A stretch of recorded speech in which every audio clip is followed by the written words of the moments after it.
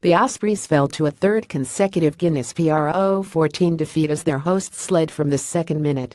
Treviso opened the scoring with a second-minute try and lead right through to the final whistle. Late Treviso penalty denies Ospreys even a losing bonus point. Mini Tour now heads to South Africa for a first-ever game against Cheetahs in round 5 on Friday. It was the worst possible start for the Ospreys, who were trailing inside 90 seconds. There seemed little danger. Treviso with a line out close to halfway, but winger Lucas Barandio carved his way right through the heart of the Ospreys' defense. Only a last-ditch tackle from Dan Evans halting his progress close to the line. However, Treviso support was there in numbers, and blindside Francesco Minto was able to burrow over from close range. Ian McKinley with the extras.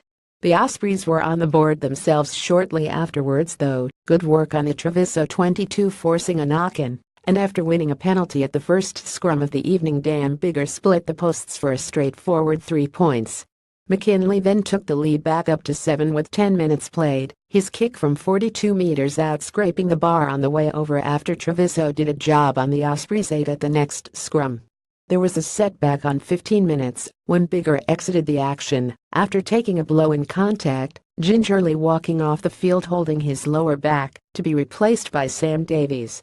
The visitors were then guilty of creating problems for themselves, Dan Evans putting the ball out on the full, having taken the pass inside his 22 from Jeff Hassler yards outside it. With Treviso having the line out in dangerous territory, a Minto charge almost took him through for a second. Although the defense held firm on this occasion, play was brought back for a Treviso penalty, and the Ospreys thought they had got away with it when McKinley screwed his kick onto the outside of the near post. However, referee George Clancy ordered a retake, and this time the Treviso player made no mistake. Keelan Giles was looking a threat every time he had the ball, 2 eye-catching runs giving the Ospreys some much-needed go forward. The second of which led to a penalty and a yellow card to Jaden Hayward for killing the ball as Treviso scrambled to cover. Davies was successful with the 3-pointer to bring up the half-hour.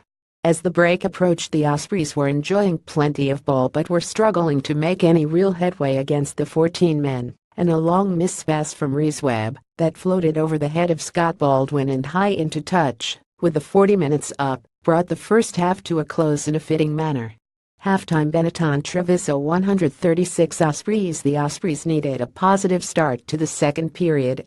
Half breaks from Davies and Ben John took them into the Treviso 22. Webb sniped dangerously and awarded a penalty in the corner. They went for a line-out.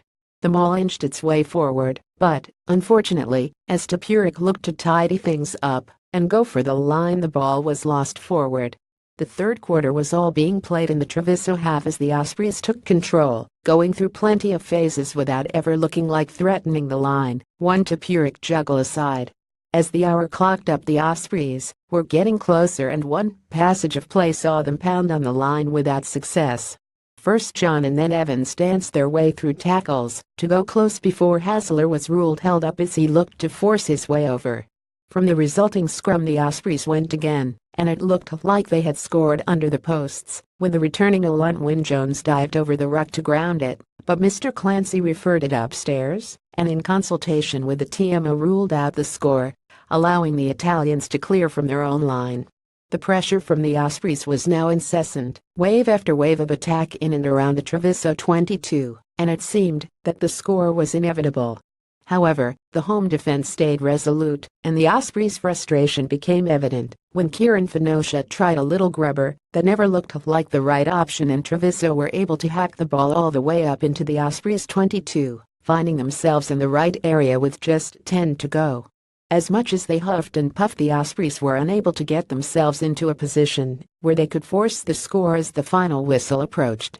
It got worse late on as Treviso denied the Ospreys even a losing bonus point, a late penalty from Marty Banks in front of the posts taking them 10 clear.